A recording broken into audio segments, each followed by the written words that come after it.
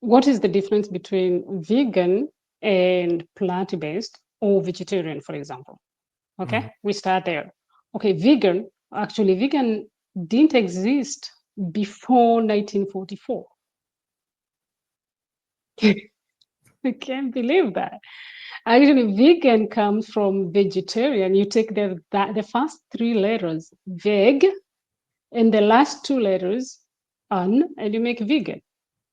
Right. So it was coined in 1944, and these are the group of people who exclusively don't use any animals products, be it for eating or for clothing. So Uh, they don't wear um, leather shoes, leather bags, leather. I mean, they don't carry leather bags or use. They don't use any product that is derived from animals. gotcha. Okay. However, vegetarian has existed since long time ago. And so when I'm going to say vegetarian, I might put plant-based there. There's some plant-based who are also don't call themselves vegan because they can use clothes or maybe accessories that are made from animals, okay, Mhm. like woolen sweaters and all that, Right.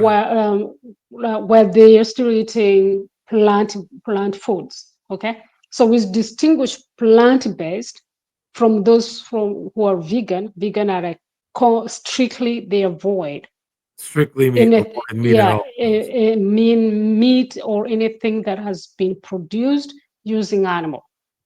So, Gotcha. for example, they're not going to accept medication that has been tested through animals. Ah, okay. Okay, yeah, So they are really. that's a vegan It's vegan. I it's got a really vegan. A strict vegan is really it's an ethic thing. It's really like thinking or taking animal like my part of it. Like it's like your you. pet, right? There's nothing you want wrong with your pet, right? So you wouldn't like to see people eating dogs since you have a dog, right? Right. Yeah. So they're really like we are for the animals. So we say like the vegetarianism starting long time ago when some people really got conscious of the way people were treating animals. It's not something recent. It's like yeah, there is that self consciousness. Like they are also souls. They have their own emotions. They feel things, and so the way maybe people came up by eating meat and they were butchering meat like the way we are today. We're eating meat all the time, so we don't consider how much it has taken that animal to grow up, right? Right. So vegetarianism has been there since long ancient times, right? Gotcha. So these are people who would eat animal products like dairy, they would take eggs, okay, but they Mhm. will not necessarily eat meat, like monks, okay, Gotcha. yogis, So no very no not no no I'm sorry, no no meat, dairy. No no dairy. meat, no meat, but they can take milk and they can take eggs, okay, Okay. they, they can eat cheese, but they don't want to eat meat. That's where the vegetarian goes. Okay. They don't take animal, but they can take the products of animal. So they could take the dairy products? Yeah, I'm talking about a vegetarian, not a vegan. Gotcha. Gotcha. Okay. Think, yeah. So I hope the clarification is clear, right? We're clear. Vegan are strict, vegetarian they take some products, Gotcha. and so plant-based they're in between. There are some plant-based eaters who can eat meat, who can eat eggs. I'm there, for example. I can eat meat. But I am like 90% plant-based. But sometimes here and there, I eat a yogurt, for example. I like taking yogurts, and yeah. So there are some people who are plant-based, but they are not going to eat animals or eat products made from animals, just like vegan, but they don't consider them as vegan.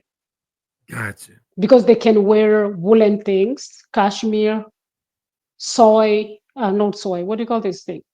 La soie, silk, because silk comes Gotcha. from there, from the worm.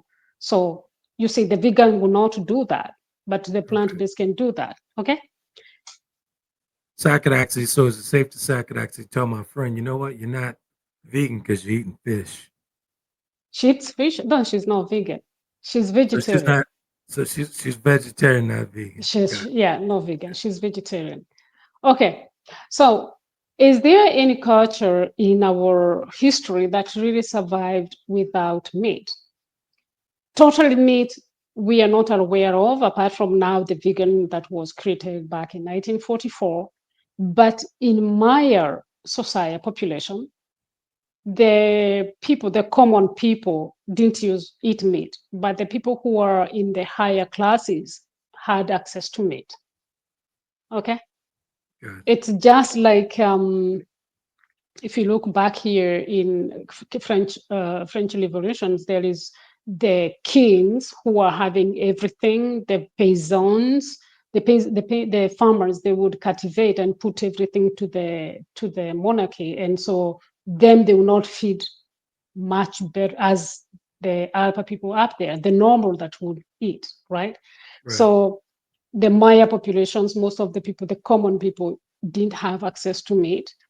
Ethiopians, they have thrived. Some Ethiopians who lived in the highlands, they thrived in lentils, teff, and grains with minimum meat intake.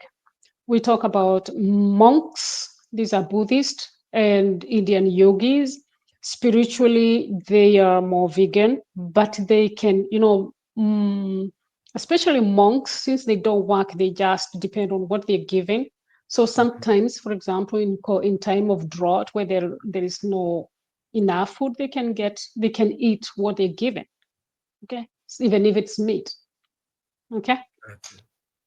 so but how did these cultures survive is also they also used some techniques that helped them to um, have these more nutrients like fermentation, soaking, and grinding. For example, we know that um, it's not easy to eat wheat, for example, or what do you call oats, grains they had. And so that's how we invented wheat. By grinding it, you get more accessibility to the food than when you're just supposed to boil the wheat and you eat the wheat grain. It's very tough to eat. So that's how people got to have more nutrients from the plants and using diversity of plants, not just using one plant. Okay. Gotcha. I heard you mention Ethiopia. You mentioned a certain part of Ethiopia. Can you actually expand on that? Ethiopia. It, yeah, you said Ethiopia, but you mentioned an area of Ethiopia. I think it's more in the mountains. Okay, Yeah. You gotcha. have any question? No, go ahead. You're fine. Okay. So we're going to dive in the key nutrients that you should be concerned if you get to vegan diet or you go to pure plant-based diet. And this is much crucial for people, especially for me, because it's not something that I was so aware of when I started. When you go to the raw food, okay, so you these are key nutrients that you really need to know. They are not mostly talked about. I know the most question that comes is where you're going to get your protein from. And protein comes from plants. Every plant has proteins. Okay. The only thing is they have minimal protein, especially you can't rely on fruits, for example, to get protein from. But every plant has its own amino acids. Now we have 20 amino acids in the that are not required, but normally we have 20 amino acids, and we have 9 essential amino acids. As essential means that you must get them from your food because they're essential for your body, but your body can't make them. So Right. whenever you hear essential, that means you need it, but your body can't make it. Okay. So we have nine essential amino acids that our body don't make, and these are complete in an animal. Okay. Why? Because the animal has already made its own amino acids from the food. And there is one thing I want people to know, because I also had fallen into that before I remembered that I grew up in the savannah. You hear people telling you, look, the animals that we eat, what do they eat? So if Grass. you want, they eat grass, right? Yeah. But that's not true. So much so, if it's being it's being raised, it's pastured. Why? When you go outside in your background, do you see every insect that is in there? No, no. So the animals eats a lot of insects. I never thought about that, but that makes so much sense. People don't. There was about maybe last year. I was there. I was like, I used to be the girl who used to take the livestock into the pasture field. Hmm. And I could be there. You're seeing snakes, you're seeing frogs, you're seeing lizards, you're seeing the animal doesn't care about that. I'm not saying they're eating snakes, He's just but trying to get to the grass. they eat worms, they eat insects that are in the grass. So they are not herbivores as we say per se. They are majority eating herbs, but those herbs have a lot of insects. Right. The same thing for the giraffes when they're picking things from the leaves from the trees. You think about the monkeys, you think about everything that is eating plants. That plant has some other small animals that they're eating there. Right. So I was like, actually, there is no one who is really 100% vegan, I get it. right? You get it.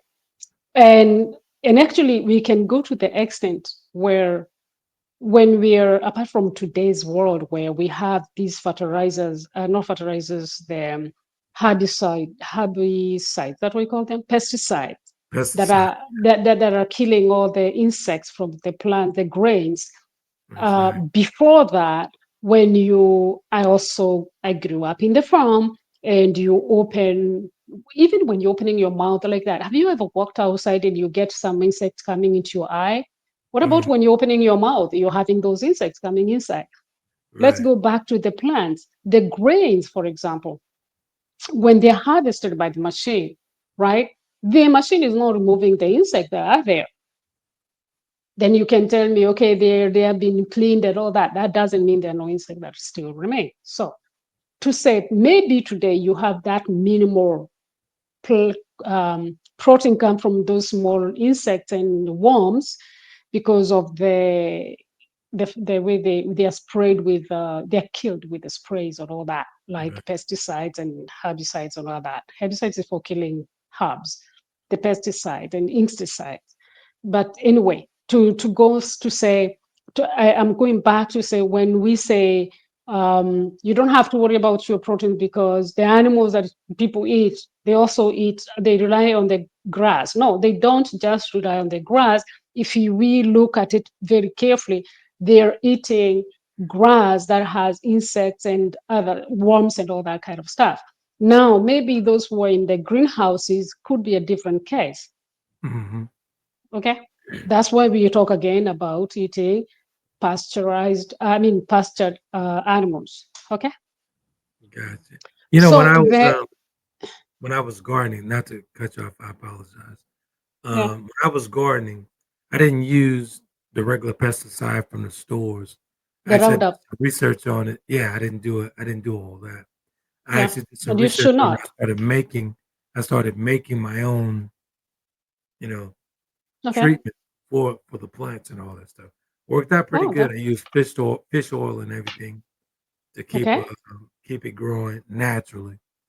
But That's yeah, awesome. that That's awesome. pesticide is not good at all. That Yeah, it's not good to spray. There is anyway, that's a lot of other stories. It's a it's Yeah. another story for another day. So we have nine amino acids, and in the animal they're intact because the animal has made that. That's why the lion eats the animals, because it doesn't have to care where it is going to get it. It gets the animal that it eats that. So when we eat meat, We get those 9 amino acids. Now, when we don't eat meat, we have to rely on the plants. And as I say, some plants will, in plants, we have um, soy, quinoa, chia seeds, buckwheat. I can't remember the other one, which is which one. They have all 9 amino acids, Mm. but they have some, there are two main amino acids, and that is methionine and lysine. That even these plants that are, they have 9 amino acids, they might have methionine that is low and lysine that is also low. So that's why, for example, a lot of vegan people know that they are told you combine the grains and the beans because the grains have high methionine and the legumes have high lysine. Okay, so combining the two, you make a full complete protein. Gotcha. The problem comes from people who might avoid, like me. I don't avoid, but I react to grains and legumes. So when either if you remove the grains, you're going to have problem with methionine. Okay. If you remove legumes, that are beans, peas, lentils, and all that, you're going to have an issue with lysine. Okay, we're going to go down, and you see that methionine is really important because it plays a role in major body activities. So you need methionine. Okay, Gotcha. okay, that was protein, and the next one is vitamin B12. Okay, B12, it's not found in plants. You only find it in animals. So, or maybe the seaweeds, okay, the algae. So you need to supplement yourself with vitamin B12. That one, there is no debating.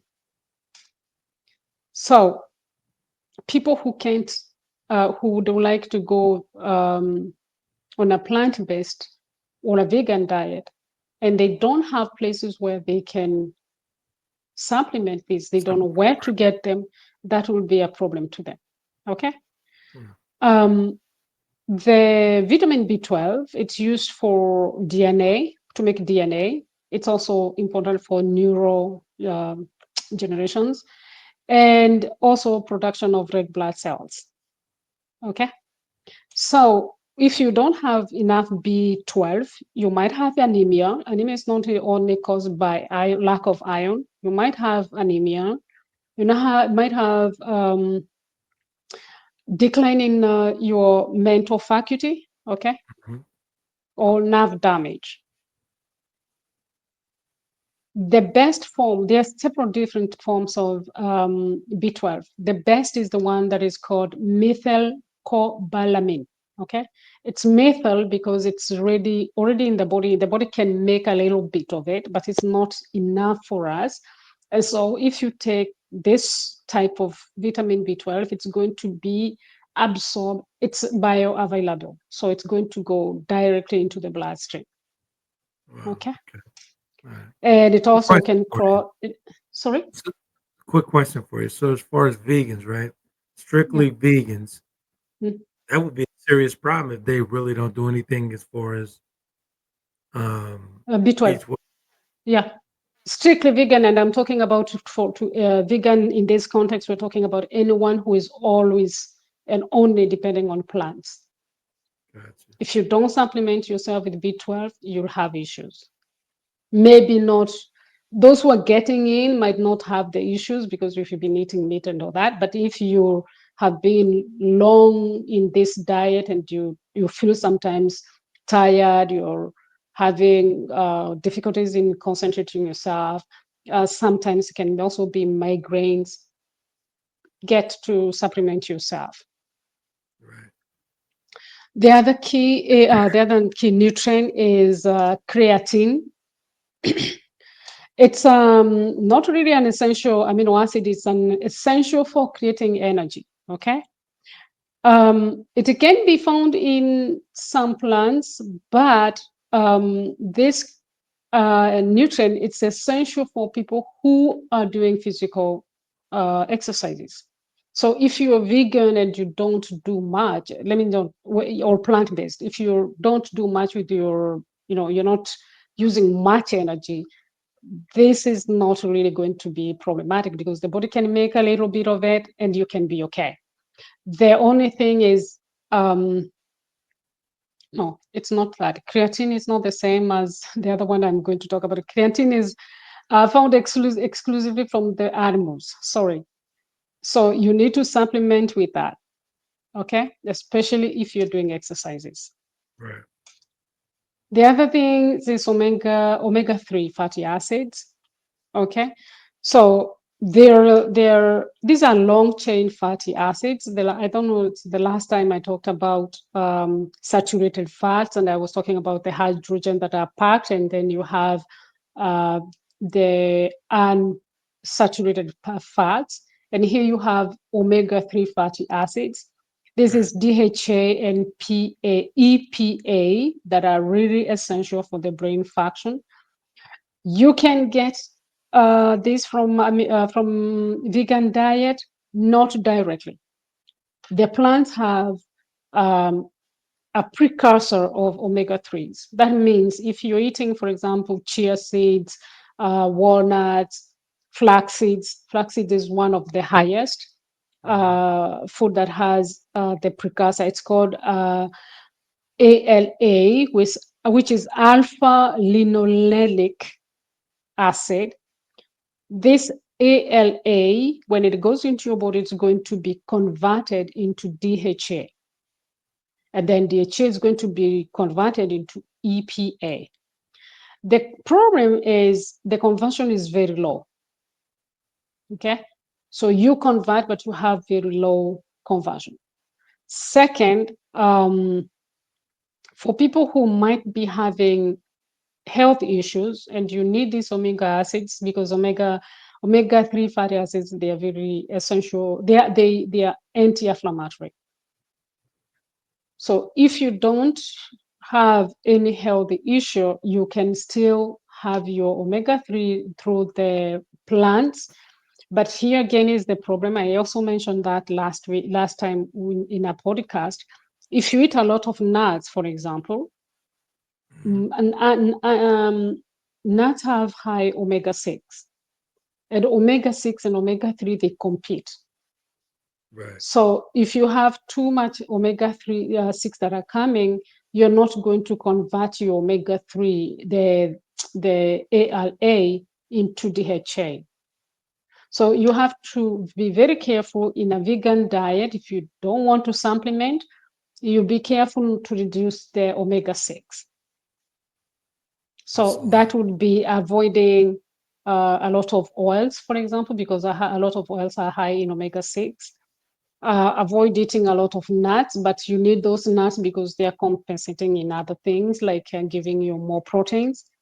So that would be where it's up to the person who want, but you can there today there is, if you can't have fish oil, if you're really pure vegan, strict vegan, there is algae, the marine plants that they make the omega 3 from.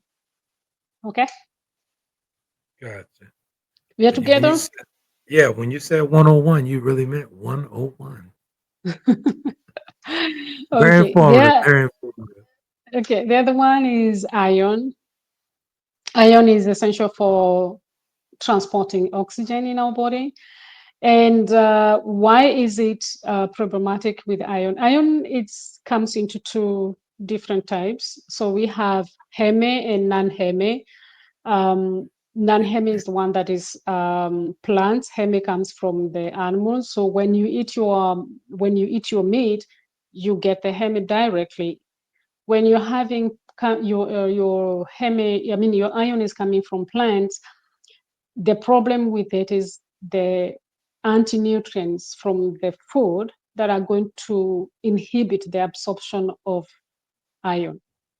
So you're eating, for example, lentils, they're high in iron, for example, Hmm. but they have phytic acids, which means that they have anti-nutrients that are going to capture that iron, and you can't absorb the iron from the food. The best thing you can do is one, soak the lentils or everything that you're eating that has grain, lentils, I mean legumes. You soak them, you cook them, reduces the phytic acids. I mean the anti-nutrients. And then in every time you have high meal that has iron in it, you add lemon or something that has vitamin C. The Right. vitamin C helps to convert to help the absorption of iron. Okay. Right. So being very careful, be careful when you're having, especially for women, because there are tendencies of not having enough iron. Right. And I normally Okay. when I'm having my lentil soup, I Mm. normally lace it with lime.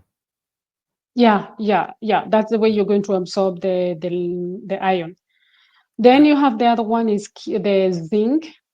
Zinc, it's also the same thing like the iron. It's also going to be prevented. I mean, it's going to be inhibited by by the phytics. So you need to be very careful by soaking, sprouting, and fermenting vegetables. The grains can help you have that phytic being reduced, but the problem also comes when you take zinc and iron at the same time. They both compete. Right. So you have to be very, but once again, the vitamin C nullifies that competition. Okay. So vitamin, not vitamin, zinc, you don't need a lot of zinc like you need a lot of iron, but it is very essential for, especially for wound healing and for immunosupport. So you need that, and especially once again, if you're exclusively on plant and also you're avoiding nuts and legumes and all that, it's better to supplement. Like I do supplement with those because I Hmm. don't eat legumes and lentils. I mean grains. Sorry. The other one is vitamin D. I think I have talked a lot about vitamin D here. And here we're talking about vitamin D3, which is really the one that is bioavailable for the body. So when we are vegan and the only food that you can get from the only foods that can supply you with vitamin D are mushrooms, but those mushrooms must be exposed to UV. So if you're just getting mushrooms, they were just grown under the cave, they don't have vitamin D that you can rely on. So it's Right. very essential to supplement with the vitamin D3. D3 mostly is the best. Okay, because if you get just vitamin D or you get vitamin D2, for example, I see here so we get soy yogurts that are fortified with D2, but D2 has to be converted to D3. Okay. And some of these supplements like D3 and B12, take them in liquid form because it's going to be much easier to absorb them. Gotcha. Okay, the other one is choline. Choline, it's not talked much about, and choline is very high in eggs. For those who like eggs, um, it's used. It's a nutrient that is involved in neurotransmitters and also brain function, and also for metabolizing lipid that is fat. The body makes a little bit of choline, but it's not sufficient. So you need to find a way how to get it into your diet. For those who are vegan and plant-based, wheat germ is the best source. Okay.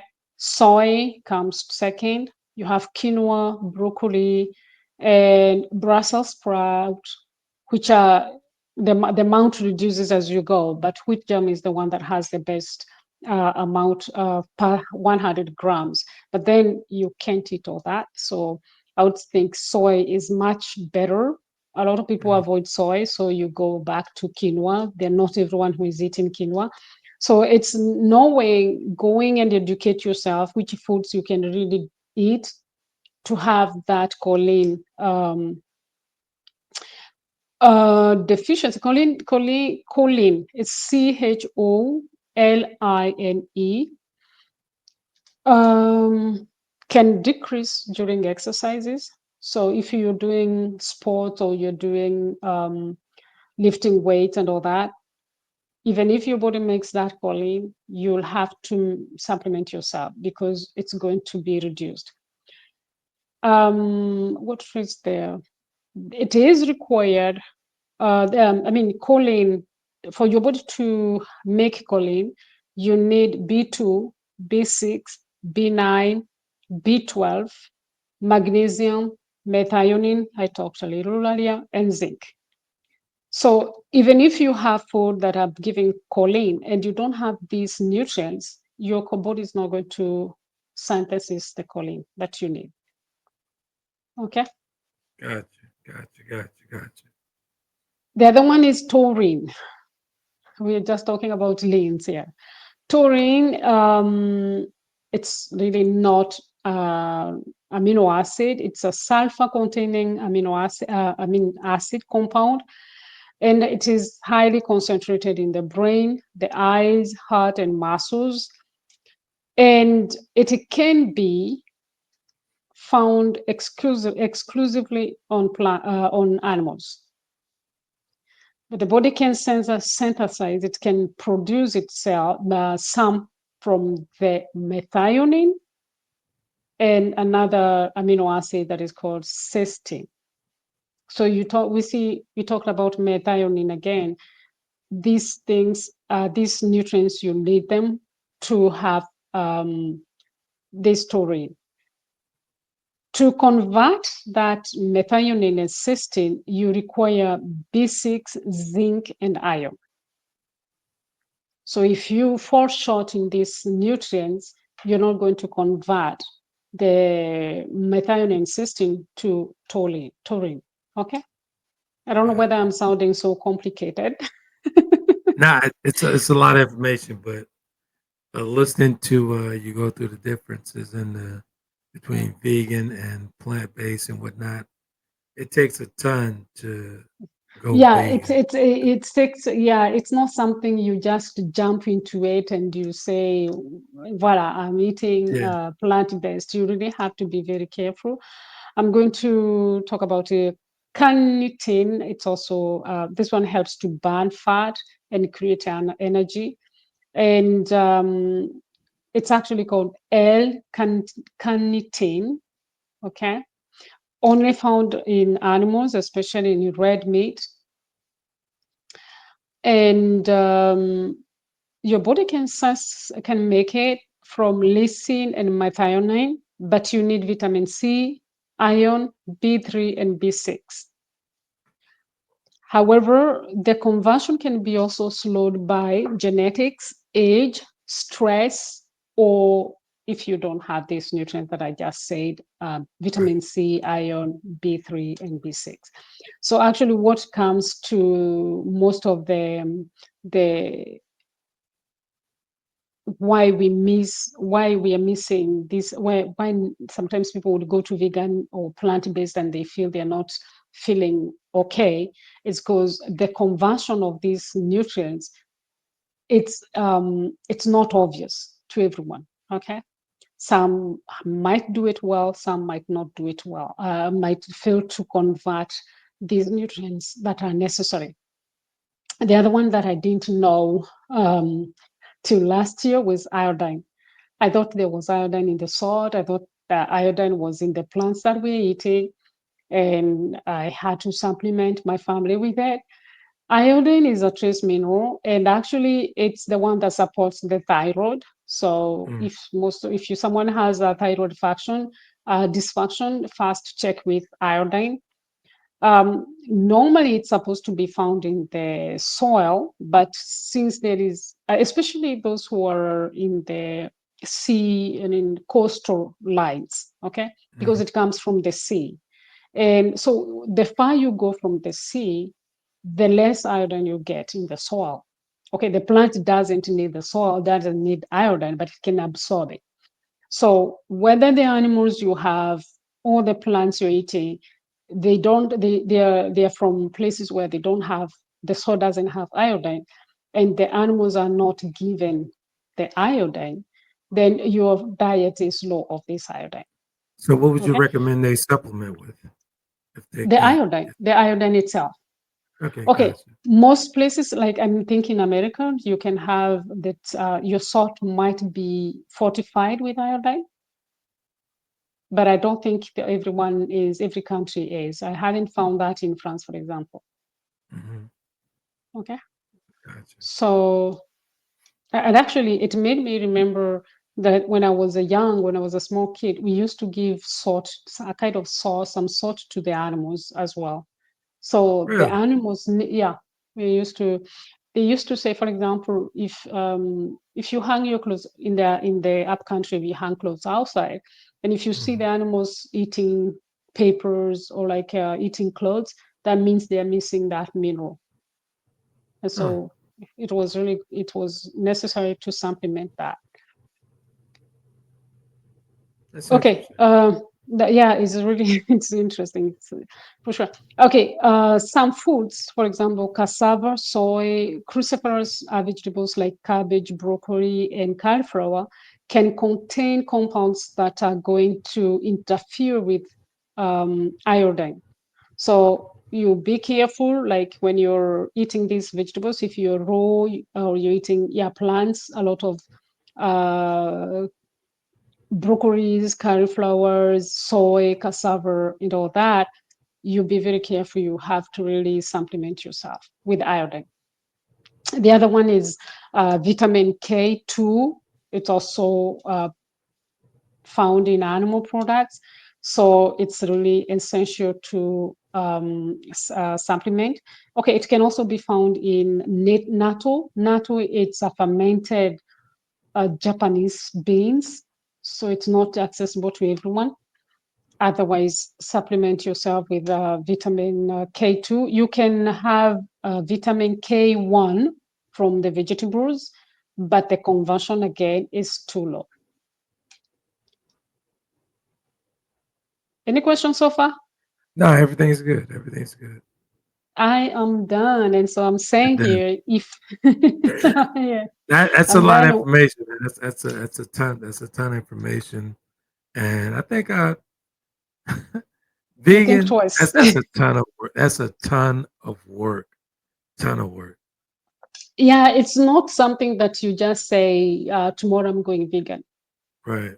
Right. And I'm sorry because somehow I became annoyed because I didn't know all this. And I was like, why don't people talk about these things? You Right. just hear, yeah, you went to vegan, and other people are like, like I saw there was a lady that I used when I started doing my blogging. There was a lady I used to follow because she was a blogger and she was very known as a blogger and she was vegan.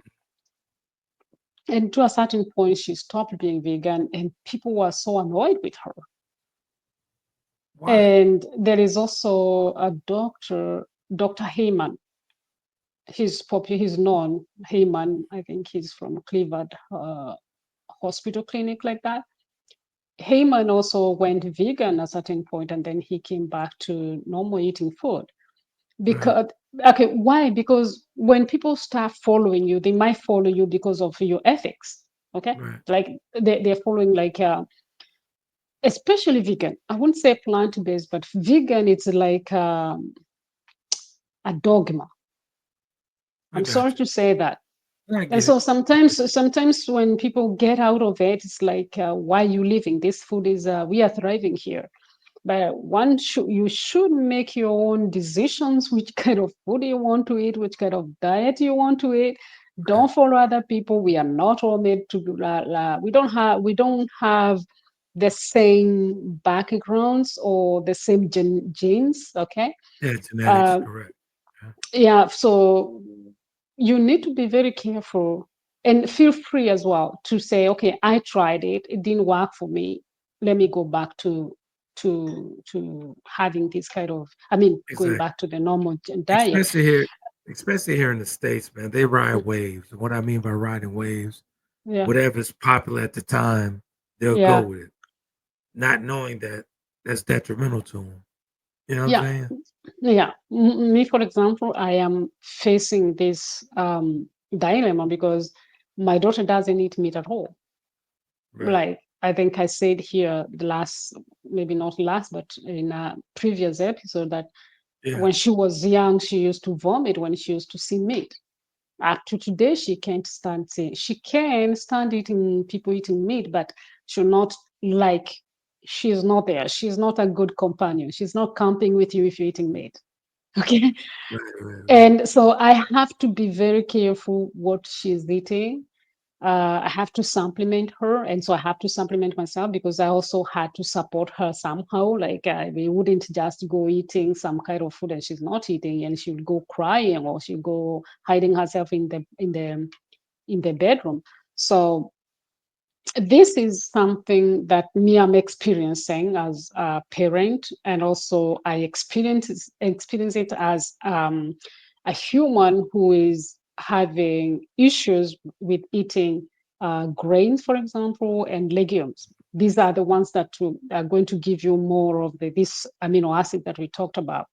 So I have to be very careful. Where can I get that methionine from the plants? Okay.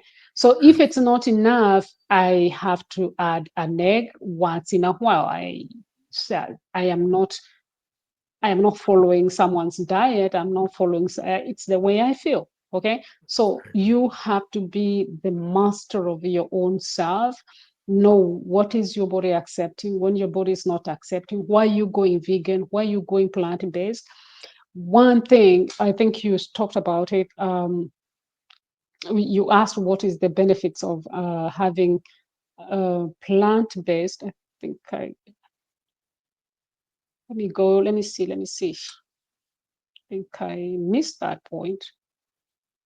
Yeah, the benefits of vegan and plant-based. One, they're high in fiber because you're just eating plants. They Right. have a lot of antioxidants, anti-inflammatory compounds. But here I have to be very, very careful when I'm talking about vegan and plant-based. I'm not talking about the American diet. I'm not talking about the processed food. We are talking, if you're really eating vegan, you're eating, or you're eating plant-based, you're really eating unprocessed food, because otherwise you're not going to get the much nutrients you need. So this diet, they also support health. It's people lose weight.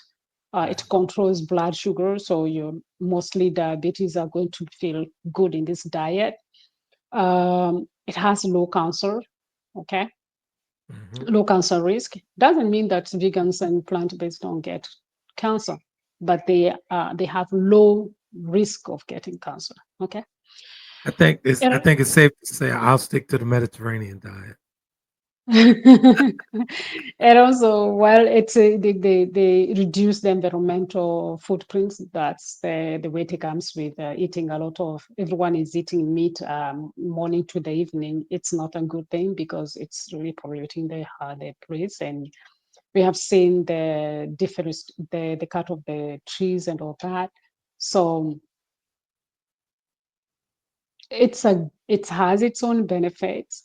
I Mm-hmm. have felt the benefits of eating plants, and especially when you're in a whole plant diet.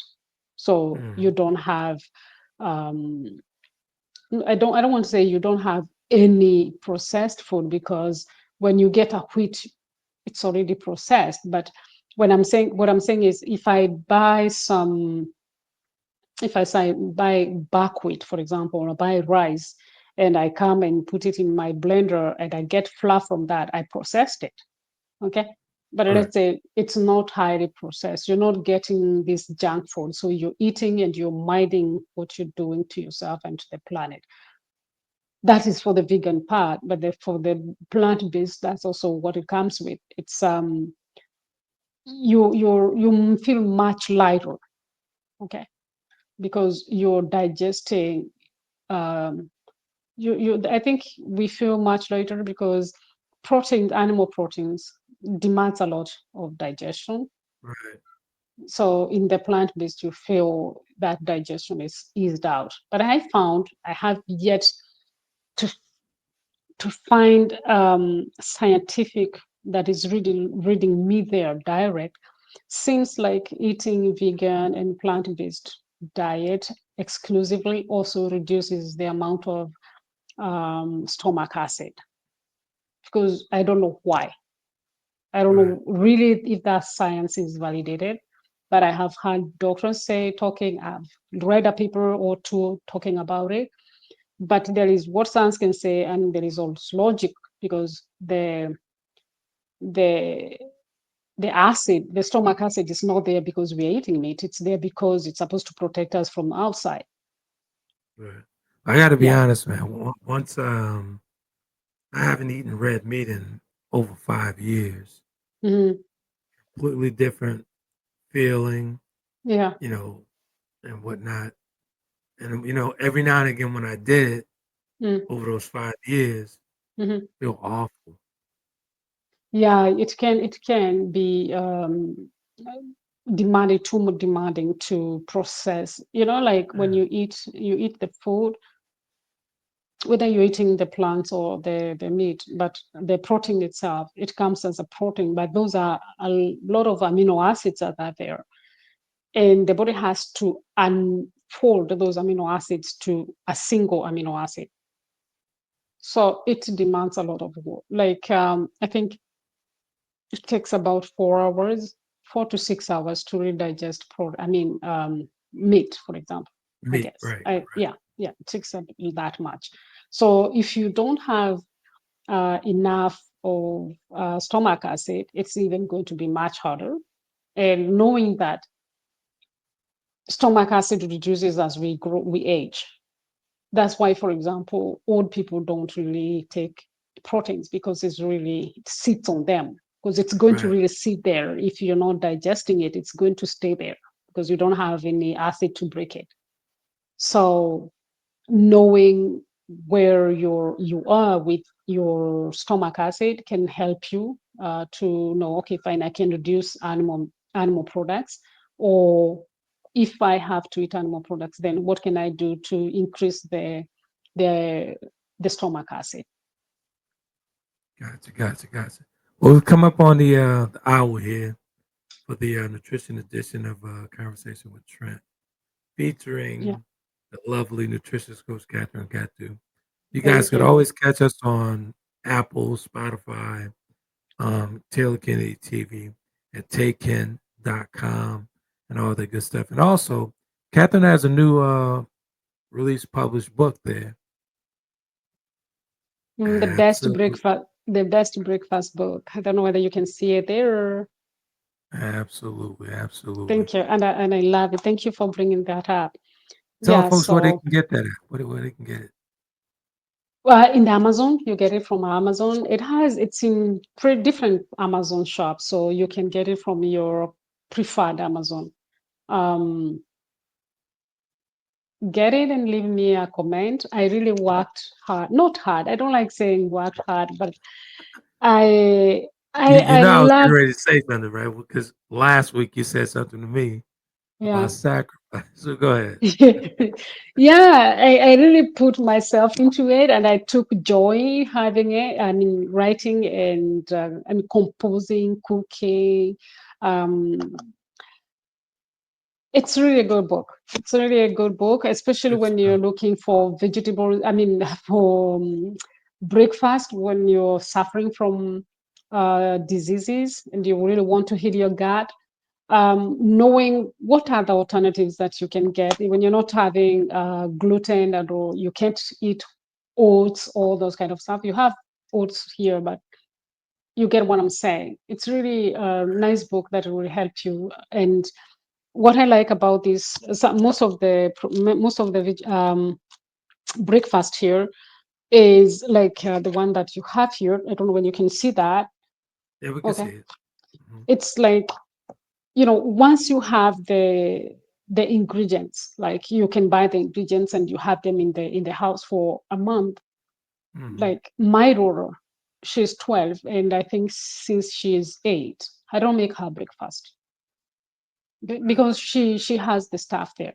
She goes there, she mixes the powder she want to mix, and she has her breakfast. And she doesn't have any what can I say, quote unquote, they're not high carbs. These are really um breakfasts that are going to make you feel full for hours. They are Right. more high in proteins.